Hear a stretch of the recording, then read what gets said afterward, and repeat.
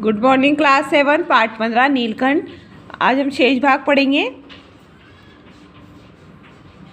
कई विदेशी महिलाओं ने उसे परफेक्ट जेंटलमैन की उपाधि दे डाली। जिस नुकीली पेनी चोट से वह भयंकर विषधार को खंड खंड कर सकता था, उसी से मेरी हथेली पर रखे हुए भुने चने ऐसी कोमलता से होले होले उठाकर खाता था कि हंसी भी आती थी और विस्मय भी होता था।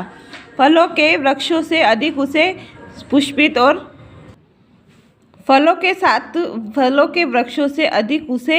पुष्पित और पल्लवित वृक्ष भाते थे। बसंत में जब आम के वृक्ष सुनहली पंजरियों से लदे जाते थे, अशोक नए लाल पल्लवों से ढक जाता था। जब जालीघर में वह इतना अस्थिर हो उठता था कि उसे बाहर छोड़ देना पड़ता। नीलकंठ और राधा की सबसे प्रिय ऋतु तो वर्षा ही थी। मेघों में उमड़ आने से पहले ही वे हवा में उसकी सजल आहट पा लेते थे और तब उनकी मंद केका की गूंज अनुगूंज तीव्र से तीव्रतर होती हुई मानो बूंदों के उतरने के लिए सोपान पंक्ति बनने लगती थी। मेघ के गर्जन पर ताले पर ही उनमें तन्मय नृत्य का आरंभ होता और फिर मेघ जितना अधिक गरजता बिजली उतनी अधिक चमकती, बूंदों की रिमझिमाहट जितनी तीव्र होती जाती, नीलकंठ के नृत्य का वेग उतना ही अधिक बढ़ता जाता और उसका केका का स्वर उतना ही मंद से मंदतर होता जाता। वर्षा के थम जाने पर वह दाहिने पंजे पर दाहिने पंख और बाएं पर बाएं पंख फैलाकर सुखाता।